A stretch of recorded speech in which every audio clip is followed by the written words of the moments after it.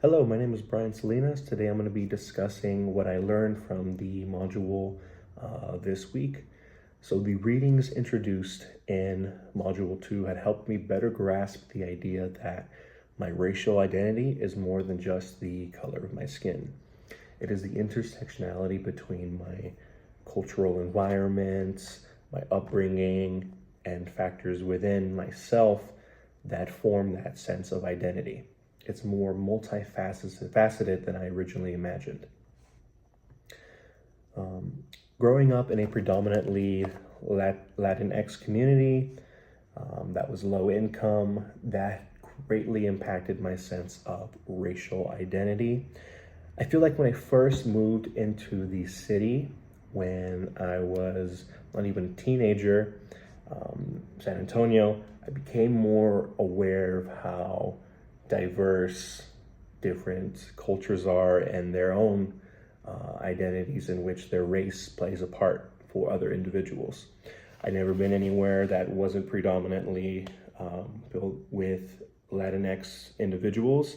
So moving to a different type of city with a lot more people really was able to put into perspective and help me better identify what it was that made my racial identity unique.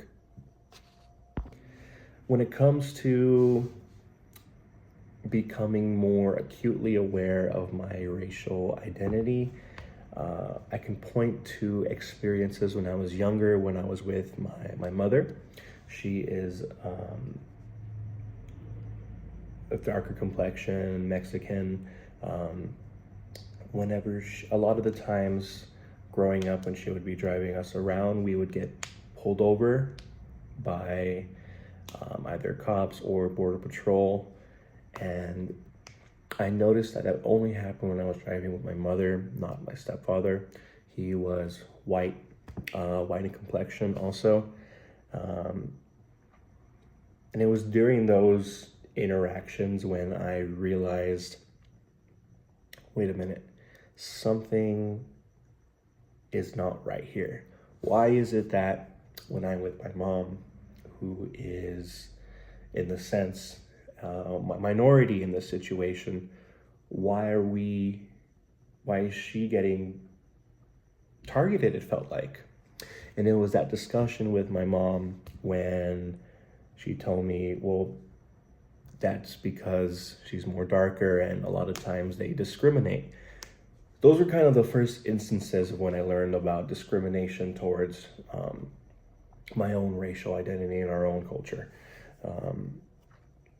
From there, I was able to get a better grasp on how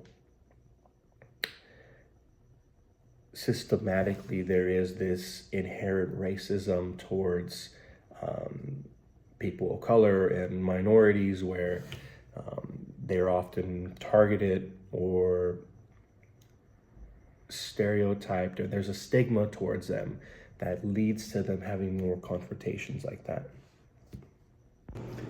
So a lot of those events that occurred happened in my early childhood. I would say majority was when I was between the ages of 6 through 11. So within Erik Erikson's developmental theory model that fall within the industry versus inferiority stage. Because I was within that age, witnessing all that happen, it led me to develop a sense of insecurity. That insecurity was related to being a minority within this new community that I had moved into, had lived in, and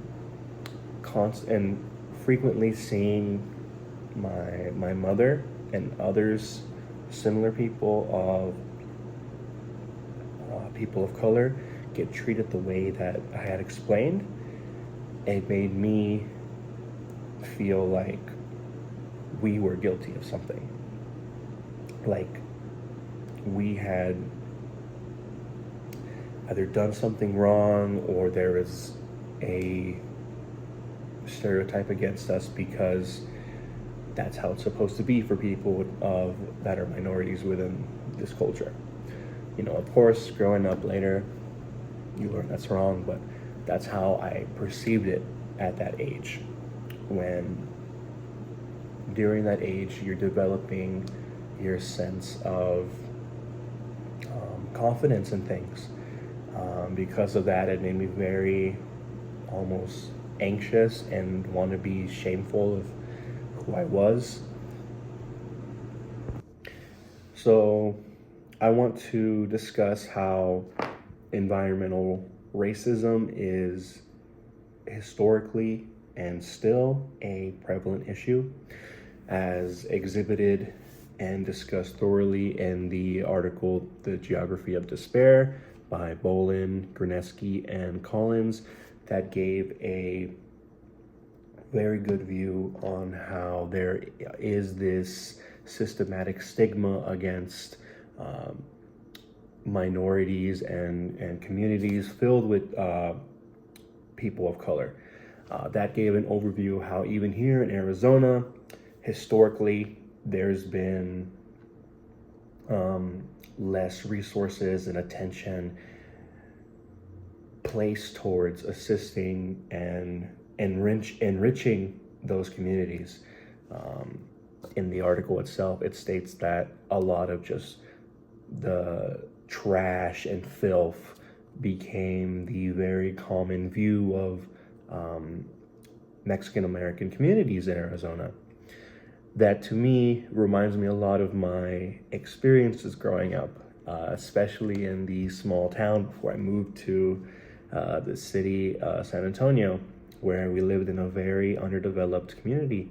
We had a 90, I believe it was 96 or 98% Latino community population there. So that reminds me of that, where my future goals as a social worker is that I would wish to directly tackle this issue, where I work to improve resource allocation and assistive efforts towards these locations that have a population that's predominantly people of color. Based on the evidence, there's going to be less resources, less attention given to that. So, in order to combat that, as a social worker, I like to push for policies and active management towards those areas to improve the quality of life, because growing up in similar situations, I understand the discrimination that individuals living within those conditions face.